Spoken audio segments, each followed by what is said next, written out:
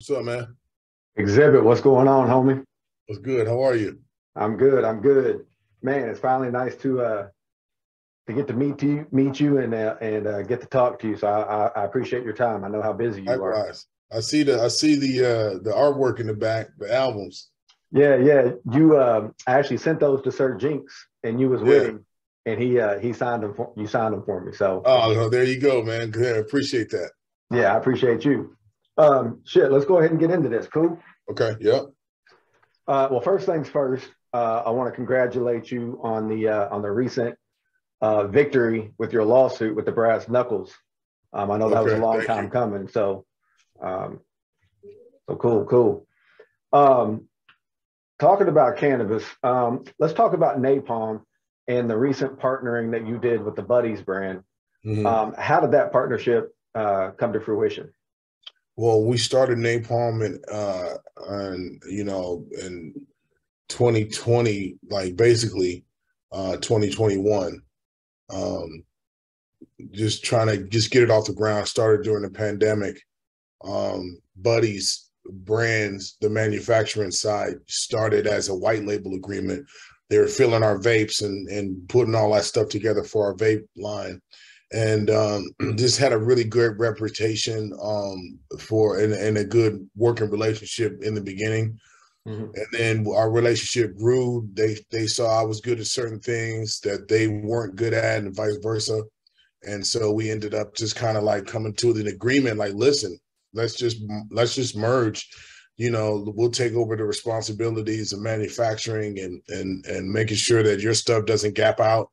And you come over here and be our creative director because we love what you're doing with your brand. And it was a win-win. So, that's how we got together. Cool, cool. So, what are some of the goals that you're looking to achieve with the napalm and Buddies partnership? The goal is to continue to build both of our brands, expand our brands into other states, Mm-hmm. have a vertical integration in both of our brands that, make our businesses run more efficiently. Mm-hmm. And that's kind of the direction of where we're going for the relationship between us. Now, Buddies is alone the biggest brand you never heard of probably because they're number they're high ranking in national recognition for their brand. Whether it's Okay. number 8 here or number 12 there, they're up there. So they know how to run a business, and I'm learning every day too. So we getting it together like that. Yeah, cool. All right. Now we've come a long way with cannabis and marijuana and some of the old stigmas that used to be, about marijuana and cannabis. But I still find it funny that items like your alcohols and your tobaccos and things like that are getting mass marketed, advertised all over the place. But Mm-hmm. yet, this like the cannabis industry is. Um, the benefits that come with that are still not being fully put out there for people. So Mm-hmm. what's your take on that dynamic of how alcohol and tobacco and those substances are getting the push that cannabis is not? Well, I can't speak on alcohol and tobacco because those have been, regulated. There's a tax that's capped on what their products are. Mm-hmm. Cannabis is still heavily taxed on all levels from state to federal. And it's just again, we're looking at something that has been newly, legalized, regulated in different states. That they're doing a lot of things wrong, but focusing on those things aren't going to help move the needle forward. So Okay. I think that the best thing we can do is educate people about the benefits of what we are doing here, Mm-hmm. how many people benefit from the plant and its derivatives, and to make sure that people understand that, listen, you know um there's politics involved in getting this regulated, Mm-hmm. and then there's also lobbyists, there's lobby groups that don't want to see this go forward, so we're fighting on both sides. So, Right. I think there's a lot of things that are getting better. Mm-hmm. But again, we have to spend our time not only trying to build businesses, but educate people. Okay. So what do you think it's going to take for Saturday Night Live to finally give your boy B Real and DJ Muggs another visit after the episode where they lit up the blunt on stage?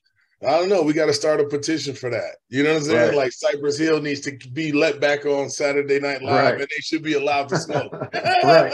Right. that'll be forward going. Yeah. Now with napalm products like Grenade, Rockets, the Flower Bomb, you got Mamba, Minuteman OG, Green Cheese. What's the favorite ones for Xzibit to utilize? I like a heavy indica. I like being able to, like feel what I like, a heady, stony high. So indica's good. The vapes are really good with that. We use live resin. We're moving them to solventless. We try to keep everything on a high level as far as what we do with napalm, and make sure that, we talking to our audience, which is more than likely the heavy stoner. So that's kind of where I keep it. Okay. One last question with the cannabis topic for the people that may not know the differences. When people are talking about indica, they're talking about sativa, and then the hybrids. Can you kind of explain the three of those and what each of those differences are? Yes, well, indica is a specific strain, and it has a different type of high than it does with a sativa. Sativa is a different strain, a different kind of feel. It's more of a. Some people like to smoke sativa because it's not as heavy as the indica, but then the hybrid is a combination of both. You're mixing two different species of marijuana and kind of making a hybrid. So it's basically that. You got 1, 2, and then a mix of the 1 and 2. So, Okay. That's basic high level. I mean, I know it gets a lot more intense than that, and all the weed heads are going to be like, oh, you didn't talk about the terpene profiles and the cannabinoids. You know what I'm saying? Like, Yeah. I kind of keep it like that. If you're talking to a high level, you know what I'm saying, person, they're going to explain it differently, but that's basically what it is. Okay. All right, cool. Let's take it back to the music and to 1996 when you dropped your first solo record, At the Speed of Life. Tell me about that initial debut coming together and being put on a major label. It was an exciting time. I was really young. I was about 19 years old when that happened, and I was fresh. I was green. I didn't really know what to expect from music. I just put my best foot forward, and at the time I was just really a purist in hip hop. I wanted people to love and embrace the music like I did, and so that's kind of where I spoke from. I spoke from that standpoint, like this is why I'm here. This is what I'm doing. This is where I come from, and this is what I'm about. And that's kind of what embodied the first single, Paparazzi. And that was my introduction, my calling card. And so then, from there, the album just took its own course. The videos helped, me touring overseas helped. All of it was just like building the momentum, into what my career turned into. Cool. Now, I was at the Tribeca Film Festival for the doc's premiere for the documentary, where you performed, and my favorite song, Paparazzi. You performed that on the stage. Talk to me about putting that record together and working with Thayod. Oh man, actually it was crazy because Thayod was making beats at the time and sending them to me on a tape, and I always liked his production. But the sample for Paparazzi was at the end of this mixtape. It was like the end of this tape he had given me, and it was just a little snippet. And I was like, well, what's that? He was like, oh, it was just some sample I found, and I just put the clip there. And that's kind of what we built it off of. And that was the first song when we walked in the studio. When the lights came on, the mic got hot. That was the first thing we recorded. So, Yeah, for that was the first song on the whole album I worked on. So at the end, that was ended up just being the single. You know, Yeah. the energy was in the room, and you know we had worked on everything, and you know we felt like we had something special, especially when the video came together. Once we picked it as a single, you know, and nobody expected the song to do well. Like we just were putting our best foot forward, fingers crossed. Let's see if people like the shit. Then Right. it went gold. It went gold overseas, and then I came back, and you know, people were digging the vibe and the sound, and people didn't know where I was from. They was like, you know, oh, he's from Detroit. No, he's from Albuquerque. No, he Right. from California. He from the East Coast, the West Coast. We don't know what the hell's going on. Yeah. It was good. It was good to mix up the format like that and just show people, you know, the diversity we had in West Coast hip hop. It was fun times. Sure. Sure. Now on your sophomore album, 40 Days and 40 Nights, you worked with cats like Mailman, Chris the Glove, Butta, who's one of my favorite producers. Talk to me about making that album and what were some of your favorite songs to work on with that album. 40 Days and 40 Nights. That was with Jinx, man. Jinx was stepping in after that. Because I really respected what he had did with the Bomb Squad along for Ice Cube's albums. And so when he was willing to work with me, man, I was like, oh, this is awesome, because I felt like he understood, you know, my direction, and he was involved in some of the albums that I had, you know, grew up on and Mm-hmm. really had a lot of respect for. So working with him on that album, I got to learn a little bit more about the album making process and some of the tricks and some of the things that made me better as an MC, you know, to grow. I feel like, you know, the things that I've learned during my recording process have Mm-hmm. just made me more prepared. And I think that some of the later albums are some of my best work, even though some people have opinions about my first work, but I Sure. hear the maturity and the growth. So, Mm-hmm. you know, it's pretty insane, you know, how that album came together. Some of my favorite songs, I think Shrooms is on that one. I think Mm-hmm. you know, all my intro songs, if you go back and listen to all my records, all my intro songs have like this grandiose, like in my opinion, this grandiose presence. I want to start with a bang and end with a bang. So that's why you know, all my first songs on all my records have like a similar feel to them. And Mm-hmm. so the 40 Days and 40 Nights, I think it was chamber music, something like Mm-hmm. that. It Yep. was, yeah, it was awesome. So Yep. yeah, I always feel like, you know, every record I grow a little bit, and 40 Days and 40 Nights was no different. Okay, cool, cool. Now with 40 Days and 40 Nights, you had the What You See Is What You Get single, but the video was I feel like it was ahead of its time when Mm-hmm. that video came out. But how does it make you feel some 20 years later when Simba out of the Mm-hmm. Bay kind of recreated that video and has openly said the inspiration came from the What You See Is What You Get video? That's dope. That's what it was built. You know, that's what it was made for, to inspire, to, you know, to create a different path, a different lane. I've Mm-hmm. always dared to be different. I'm not scared of that. But yeah, Simba reached out for me actually and just gave me my flowers. So that was really Nice. cool, man, to see. And I got a lot of respect for what he does. He's a lyricist, and Yeah, he's really good at what he does. So, he's dope. you know, I'm very flattered for him to be able to reach out and let me know that he got inspiration from what we did back then. So that's fire. That's good. Yeah, yeah, that's what's up. Now, shortly after that, you did the you got the call from Dre to do the "Bitch Please" song with Snoop and Nate Dogg and everybody. Mhm. And ever since then, you've been very closely associated with Dr. Dre.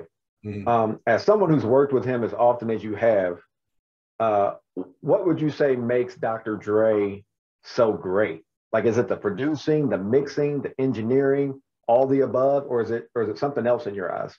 Yeah, well, I mean, I think it's all the above, but I think most of all is that he's a good dude. Mm-hmm. Like, you know, money, everybody thinks money makes your life better. No, money is a tool, and money Yeah. enhances who you are as a person. You know, so if you're a dickhead, when you get money, you're just a dickhead with money. You know what I'm saying? Right. So Dre is a good dude, man, and I think that he's been through a lot. He gives me a lot of advice. He gives me a lot of inspiration. But what really makes him great is that, you know, outside of all of that, you know, he's a good dude. Like, you can't count the accolades he's had, you know, over the years. He's built a lot of empires. Oh, yeah. And I think for him to be able to survive all of that and still have his soul intact, you know, that's commendable in itself. So No doubt. his professionalism, his ear, his eye for talent, his creative, you know, choices and directions all coincide to who he is as a person. So yeah, I mean, that's what's up with him. You know, he's great first because he's a good person. Yeah. Okay. Dope.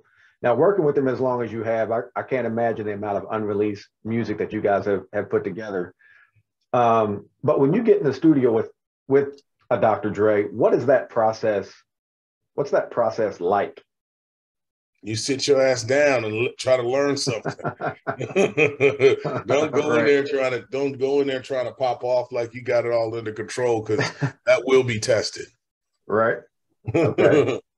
That's what's up. Yeah. I want to touch on some of your catalog as far as your songs. On Dre's 2001, you worked for the first time with Eminem on What's the Difference, and then subsequently Don't Approach Me in My Name. Talk about putting those songs together and working with a guy like Eminem. It was all flow. Everything was organic when you work inside the camp. You know, we was really like blazing trails at the time. My first time working with Marshall, you know, and then him willing to be on some of my projects. It was all organic. It was like, look, we're all playing for the same team. Let's figure out how to elevate each other. And that's kind of where all of that stuff came from. It was very organic. Okay, cool. And then obviously one of your biggest records is X from the Restless album. When you heard that record, was it an instant hit to you? And then working with an all-star cast like Snoop, Dre, Storch, you know, and everybody, what was that like building that song together? I mean, just like we didn't know Bitch Please was going to be a single. We just working on music. Okay. When the beat came on, we didn't say, oh, this is a single, this is a hit. You never feel like that. You just be like, oh, I like this beat. Let's just make a song. And then the song comes out, and then other people tell you what it is. We don't know what it is while we're making it. We just make it, you know, and then it just, however it comes out is like we make decisions from there.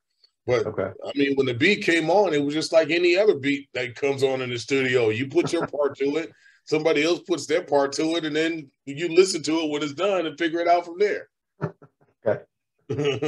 All right. Now, I love the record Symphony in X Major and Motherfucker that you did with Rick Rock. He's another one of my favorite producers.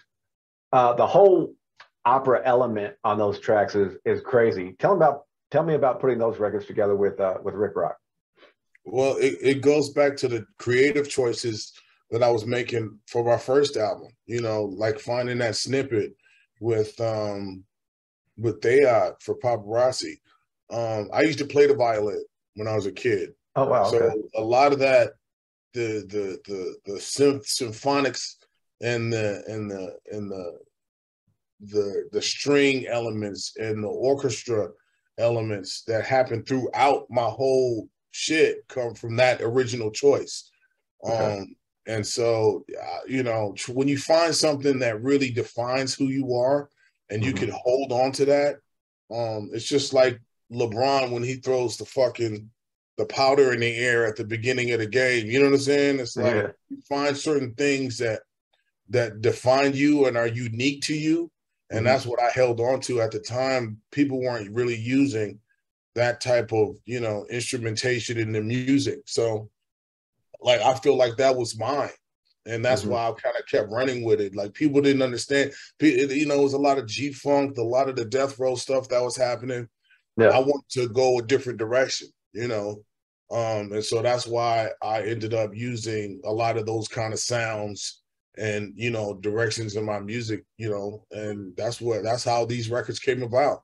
I know what I'm listening for. So when people hit play music for me or try to, you know, get music submitted, like, I'll go through it and I'll find what matches what I'm thinking and what my vision is, and then have to bring them into it creatively. So when I was always dope working with Rick Rock, because he never knows what the hell I'm gonna do. So and he always says I break his records, meaning that like I play with him and twist him in a way that he wasn't even thinking about. It's like, how the fuck did you get this out of that? You know? Yeah. So it's always fun That's working cool. with him. Yeah. So you played the violin coming up. Do you still play it? Have you ever played it on one of your tracks? Hell no. Hell no. Are you kidding me? That was like when I was a kid, you know, okay, but I didn't like to practice, but I still had an ear for it. I knew what I was listening to. Okay. All right, cool. 25 years and 7 solo albums later, what's been the key to the longevity for Xzibit? Not quitting. Okay. Period. Just don't quit. You know, like a lot of people will try to steal the joy out of creative, you know, out of the creative process. They try to steal the joy by, you know, doing bad business or, you know, or not managing your expectations, you know. Sure. I just don't quit. You know, I love what I do. I love what I've done. I feel like there's a couple more chapters that I'd like to kind of turn. And and that's what it is. Just don't quit. People will talk shit. People will say shit about you. You can't find yourself, you know, defending yourself all the time for people who don't want to love you in the first place. Right. So, you know, I just don't give a fuck. You know what I'm saying? I just keep going. You know what I'm saying? Because if I ever would have listened to somebody or listened to a Rolling Stone or a blogger or somebody that had this, I know who Xzibit is kind of fucking, idea of what they need to say about me, that I would have never came out with 7 albums and the music I'm working on now. You know, nobody's gonna be happy for you till you cross the finish line. Then everybody's happy for you. Right. So just know that's not just the music. That's just in everybody's life. Period. You know. Okay. You just mentioned about working on music now, and earlier this year you had a post out talking about the Kingmaker album. Yeah. Is that still the project? And if so, what's the update on that? Absolutely. I've been working on Kingmaker. I got a lot of great music. I got a lot of great ideas I want to turn in by November of this year. Okay. So I'm still trying to, you know, pull together the last pieces. I really like the direction of what I've done.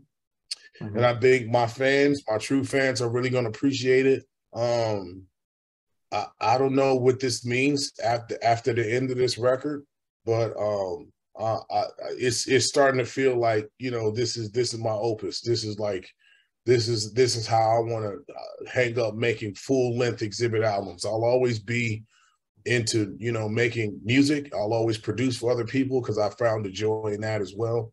But as far as making full-length Xzibit albums, I'm not going to say I'm going to retire, because that never works. Everybody retires and then comes back. Right. You know what I'm saying? So I'm not going to say I'm going to retire, but I think making full-length albums for me, I think I need to figure out how to say this in the right way. You know what I'm saying? And I still think there's some things I left on the table that need to be addressed. I think there's things that happen in my life that, you know, people have defined for me out there in fucking media world that I need to address personally. And I think there's a time and a place for that. You know, not in the heat of the moment, because, you know, you say a lot of things that you're not supposed to say when you're angry or upset or not even upset, just uneducated about shit. I just really feel like this album has let me kind of sit down, digest all of the crazy shit that's happening to not only me, but everybody else in the world. and just kind of put that into the mature voice that I've grown into. So I can't wait to share that with y'all. Okay, cool. Who are you working with on the album as far as producers or even maybe some guest spots? Well, so far, man, I got some really heavy hitters on there from my Aftermath camp. That's always going to be part of the thing. I've got some, I don't want to spoil it. I'm not going to tell you who I got on there so far, but I was pretty shocked about the people that showed up already. So I'm like, oh shit, okay, this about to be real. Okay, this about to be good. Yep. Yeah. Okay, that's what's up. To date, what do you think is your most significant career moment? Oh shit. And that can be music, that can be film, television, whatever. It's your overall career. I don't know, man. I think it's been a combination of things. I think it's because I've been able to do so much, as an underground artist, to be able to transition into film, television, all these other business ventures I've been able to get into. I think that's pretty much the defining thing. Like I haven't been able to be pigeonholed, or I haven't been able to be kind of like put in a box and kept there. Even though they've tried, boy. You know what I'm saying? Right. Yep. Yeah, like Duck Hunt. You know what I'm saying? Yeah. Like everybody got something. Every time you try to come out the bushes, man, Yep. It's fun though. It's fun. I've learned to stop taking shit so personal, and just realize it's the nature of the beast that I'm dealing with. And then let all the chips fall where they may. And then at the end, I think it's always dope because I always land on my feet. So. Yeah.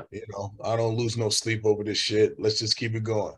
For real. From Xzibit, if you're going to tell somebody, I need you to understand who Xzibit is as an artist, what are the top 5 Xzibit songs that you would tell people you need to listen to these songs? Well, if they need to learn about me, yeah, listen to Paparazzi, The Foundation, Heart of Man,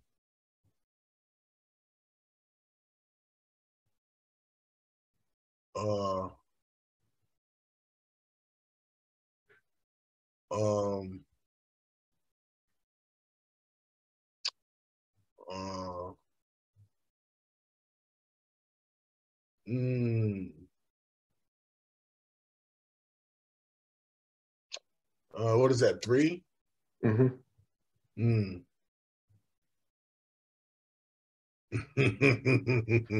Listen to what's the name of that song?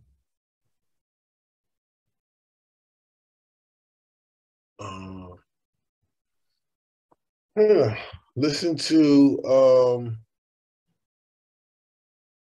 State of Hip Hop. Oh, okay. State of Hip Hop is dope, and then Everything, the song Everything. Okay. That's on the Napalm album. Okay. Yeah. That should give you a good. That should give you a good view of where the shit is at. Okay. I like that. Because a lot of people would pick, the big singles and the big heavy hitters, and you didn't do that. much more around, scope of possibility. So I like that. I like Absolutely. that. Yeah. I mean, like some of those songs, are very like, those are some of my introspective records. Like it's, the whole motherfucker and, all that other, those are dope songs to me. But, those are just kind of like pictures and snapshots of my environment. But to know me, who I am, some of the most important things, that I haven't said yet are what I'm trying to dig out of me, because it takes a lot of humility and a lot of vulnerability to be able to say some of the things, talk about your losses, your wins, not just not just your wins and on everybody's like Instagram. You know what I'm saying? Like Right. everybody's life is great. You know what I'm saying? Right. Sometimes life isn't great, and I think those are the best songs to pull from, because you know if I can get somebody to relate to what I'm doing through my music, then that means I did my job as an artist, if that makes sense. Oh yeah, totally. I don't know why my screen froze. I don't know if I'm frozen on your side, but No, I'm that's all frozen on right. my side. I was like, damn, he's pretty intense. He's actually, right. he's focused on this, right. He's focused on this answer, pretty serious. I don't know what happened, but shit, we'll just keep it going. When Xzibit walks into a session, what are 3 things that you have to get your creative juices flowing? Just some weed and some water, pretty much. Okay. All right. It's some good music, man. Okay. Like, yeah, that's it. I'll be good with that. Okay, cool. Now in music, you've worked with so many people, from Snoop and Dre, Eminem, DJ Quick, Sir Jinx, Warren G, LL Cool J, Be Real. I mean, the list goes on and on. Is there anyone out there that you would like to collaborate with that you haven't yet?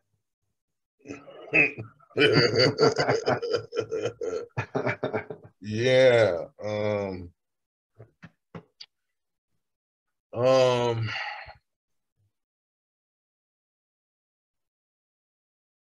I don't know, man. I like I said, I don't really look at it like that.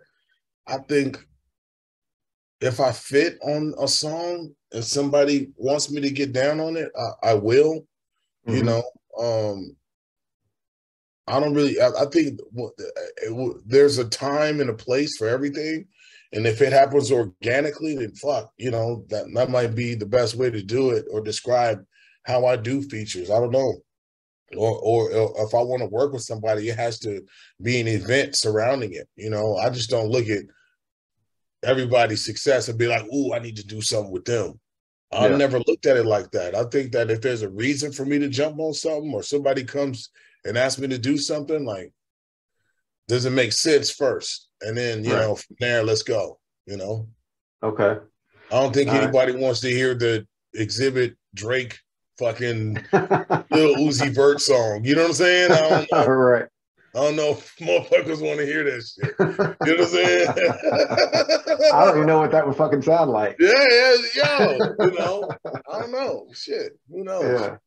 But if they approach me, I'd be, let's consider it. What the fuck? You know, why not? Right. Okay. So my last question for you is, I mean, obviously we talked about Kingmaker, but aside from that, what's next for Xzibit? What can we look forward to you in the future, whether it be, you know, the music like Kingmaker, or you got any upcoming films and TV stuff you got, or what? I don't know, man. I'm on the ass end of a lot of shit happening around me, to me, for me. So I'm gonna like just kind of take my time rolling this record out, making sure that, you know, I cover all my bases, making sure that, you know, my things, personal and, you know, not personal, are put together, so that when I come out, I can give 100% of myself no matter what I do. So I'm just kind of like really just rebuilding everything, you know, and not having a problem with it. But just focused on that. So, you know, just keep your eyes open. There's a lot of things coming out the woodworks. But for my real fans that understand me and understand where I've been and understand this journey I've been on, and the new people that are coming on board, man, just welcome. And, you know, hopefully you learn something. Hopefully you learn from my wins, you learn from my mistakes, you learn from my losses, and, you know, we just keep going together. Let's go. That's what's up. That's what's up. Let me ask you one favor to wrap this up. Can you give me a shout out for Conversations with Chad and westcoaststyles.com? Okay. What up? Is Mr. X to the Z Xzibit, and you rocking with Conversations with Chad. All right. Can you do one for West Coast Styles too? Yeah. What up? Is Mr. X to the Z Xzibit, West Coast Styles. Throw up your W's. Let's get it cracking. That's what's up. X, man, I appreciate your time. Thank you, brother, man. Thank you for the patience, man. I've been all over the place. Nah, man, it's all good. I know you're busy. I appreciate you taking the time out. All good, Chad. Thank you, sir. Yes, sir. Thank you. All right. Peace. Later.